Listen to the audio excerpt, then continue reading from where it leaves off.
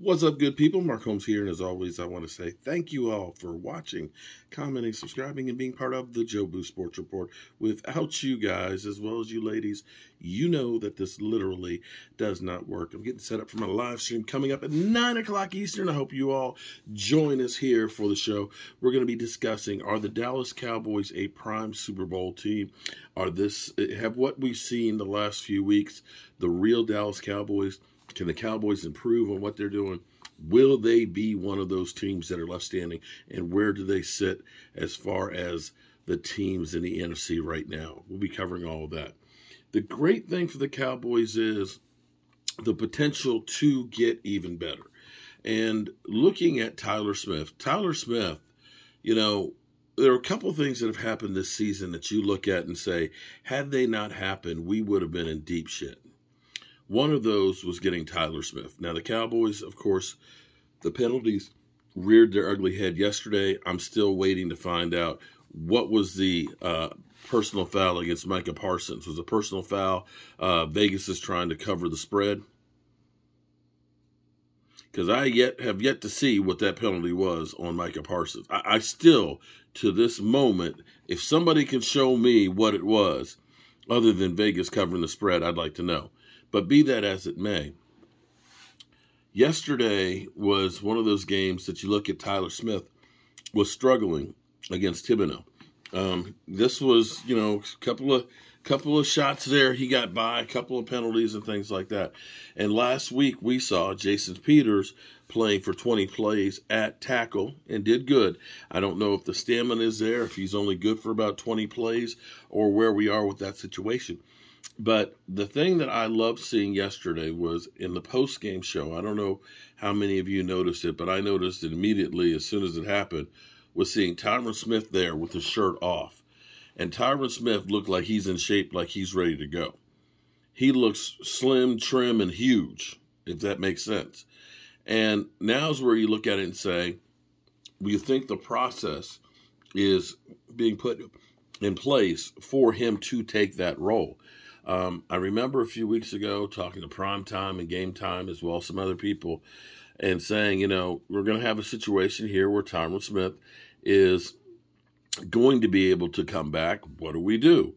And, you know, the early consensus was, you know, the offensive line is doing the trick. We're winning, and let's not mess with it. Well, I think Tyler Smith might be making that call a little bit easier right now because, again, you know, you're a rookie. You're not used to playing a full NFL season. You have gone from playing a college season to getting ready for the NFL, you know, for the combine and training and all that. You don't really have, as a college senior going to the NFL, that off season to really recover. And that's one of the reasons why you see some rookies really hit the rookie wall. And I think getting him at guard, being able to use the athleticism, I know it's mispronounced, that he has and the ability to be a mauler, you put him with Tyron Smith out there at tackle if Tyron Smith is healthy, and it looks like he doesn't look like he's in a wheelchair, doesn't look like he needs a walker.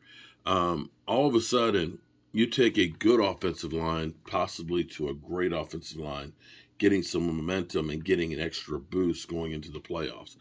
And looking at Zeke, the way he's been able to pound the ball in the middle, and even yesterday, the yards after contact, it was incredible. It was incredible. And then, you know how you got Tony Pollard, who's Mr. Outside guy. He can, you know, he can definitely scoot, and getting him the ball in space are definitely things that are going to help this team go a long way. So we'll see as we get closer and closer here. What will be interesting to see, because this is what I'm really can't wait to see.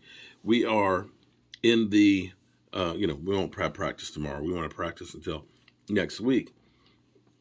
But will the practice window open for the unicorn? James Washington.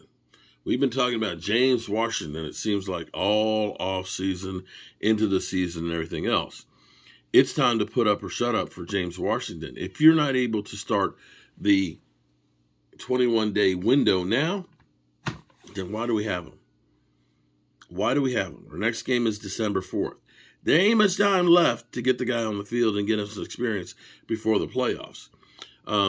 But now the team will get back into a regular schedule now that we've gotten these 3 games. I just ate some more of that big sub. Oh, man, the leftover sub. Food coma. But we're now through, and this is kind of crazy because we played 3 games in 12 days. The fact that we went 2-1 is pretty good. And now we get that little bit of a break, time to catch our breath and time to see, all right, dust is clearing. Who are going to be the ones that we need to carry on through towards the playoffs? And we're going to finally find out, is James Washington of any good or any use to us? And can we get Tyron Smith back on there? And Odell? Anyone?